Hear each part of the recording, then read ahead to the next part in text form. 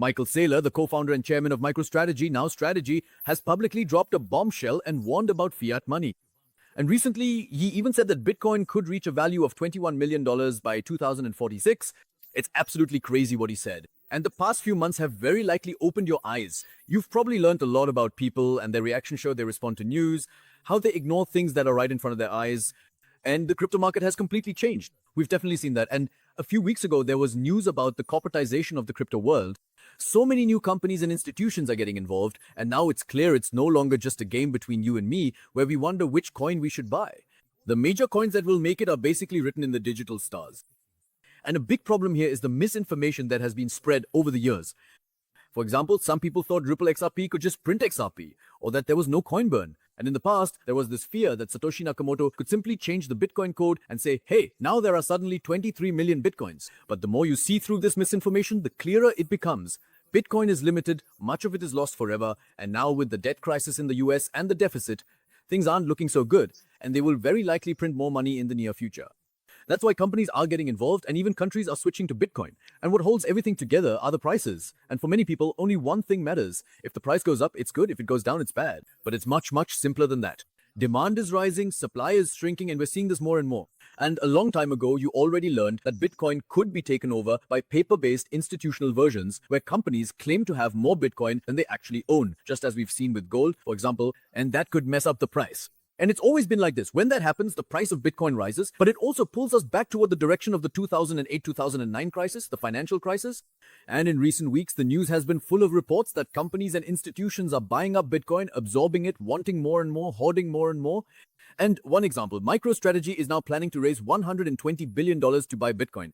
And that's 2 to 3 times as much as they currently have, which is about 600,000 Bitcoin. And Michael Saylor also wants investors to bet on falling prices at MicroStrategy and even encourages them to do so.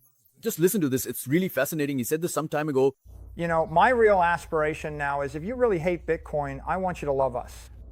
Like we're the perfect instrument to short, right? Because I promise you, I won't sell it, right? We're going to be leveraged long on Bitcoin. And if you don't like it or if you just want to hedge, you can sell our stock or sell puts or buy puts, right? And the worst thing I could do is to take the other side of your trade or to interfere with what you're doing. So I think part of MicroStrategy's rise to prominence in this space is that we have been laser focused. We're very consistent, we're very transparent, we're going to buy Bitcoin, never sell Bitcoin. We're going to borrow money intelligently. If you like Manhattan, and if a company said, I'm going to borrow $5 billion at 1% interest and I'm going to develop real estate in Manhattan, you might think that's the kind of company you'd want to invest in.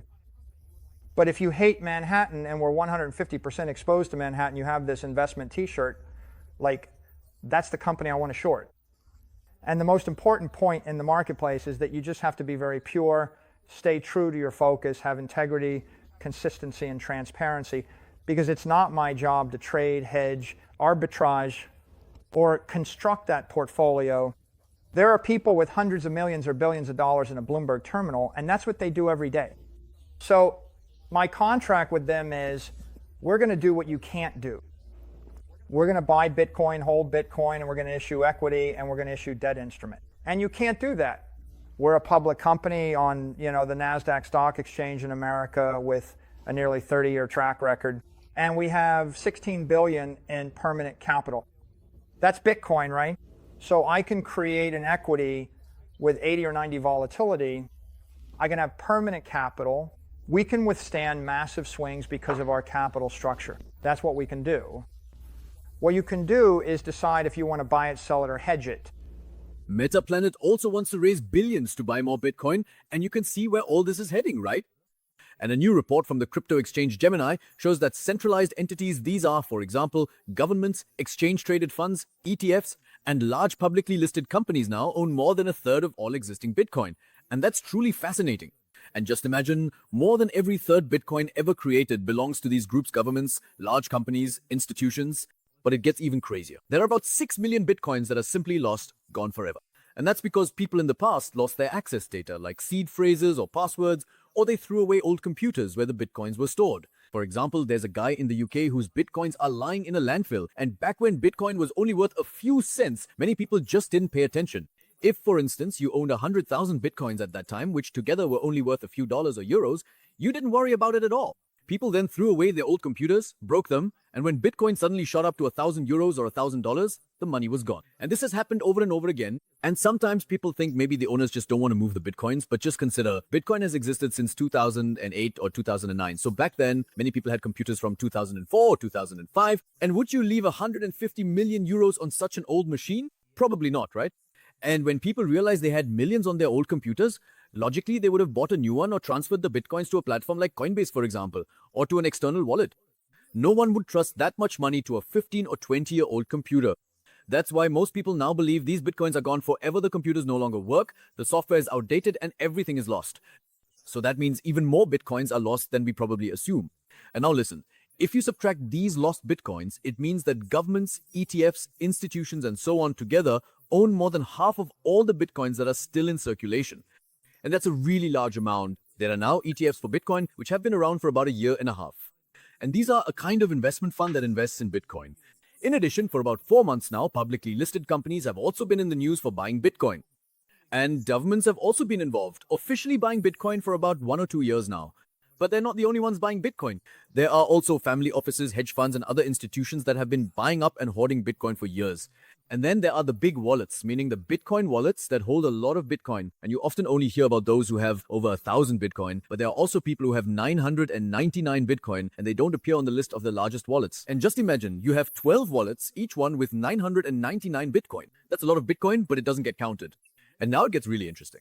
95% of the Bitcoin is basically gone. They are held by companies, corporations, institutions, and wallets that have only ever received deposits. That means for years, Bitcoin has only been flowing in, but nothing has been taken out. And the demand is so high that in about a year and a half, all the liquid Bitcoins on the exchanges, on the crypto exchanges, could be gonzo by 2026 or at the latest 2027.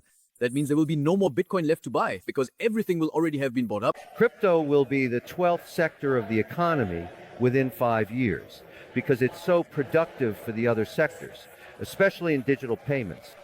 Just think about what happened when Robinhood bought WonderFi. Now you can transfer currency right across the border without using a bank. That's $1 trillion industry with this ancient 60-year-old technology and really high fees. Now, if you have a wallet in Canada and a wallet in the US, you just make a transaction with a stablecoin. That's brilliant. And now let's think about the average American, which we've talked about several times already, or even in Europe. 175 million people in the US can't afford a $500 emergency expense. That shows how many people are struggling financially. And in this situation, Bitcoin is becoming increasingly scarce and expensive, and many people can't even afford a single Bitcoin. And even if they could only buy 0.001 Bitcoin, they'd probably want to pay their electricity bill first, cover the rent, buy groceries, and so on. But while you're still hesitating or getting distracted, large institutions are buying up everything in the background. And now imagine a future where they own the entire country, all the real estate, they see just everything. And now they're grabbing the latest thing we have, Bitcoin. So your chance to be part of it is really disappearing fast. And this is no joke. That means if you want to benefit from this, if you want to build financial independence through Bitcoin and crypto, click the link in the description below the video now. The important thing is that you take action and take action now before it's too late, because you really need to understand this and get involved now. Otherwise, you'll be left behind and you'll definitely regret it in the future. The amount of Bitcoin held by companies and governments has increased by 924%, almost 1,000%, and they are still buying 300 to 500% more than is newly created each day. So think about whether Bitcoin is right for you. Take a look at your portfolio, talk to a financial advisor. Please don't assume, therefore, that it's not still being manipulated. And I would sell my Bitcoin right into this rally. And believe me, I was once a believer in Bitcoin. Not here, not now. Look it up on the internet. What's important is that you engage with the topic and learn about it. I hope you had a nice day, no matter where you are or what time it is. It's getting tough, but thank you for being here, and we'll see each other again soon.